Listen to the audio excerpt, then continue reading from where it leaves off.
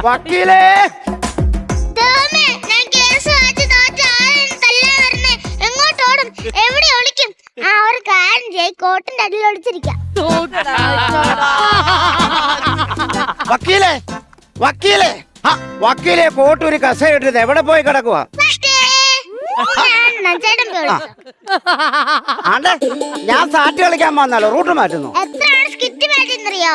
പിന്നെ ഞാൻ റൂട്ട് മാറ്റി. എന്റെ വക്കീലെ ആദ്യം കോട്ടൊന്നിട്ട്. അല്ലേലേ കാണുന്നവര് വിചാരിക്കും കൊച്ചു കുഞ്ഞാന്ന്. ഈ കാലെനിക്ക് വേണം, ഈ കാലെനിക്ക് വേണം.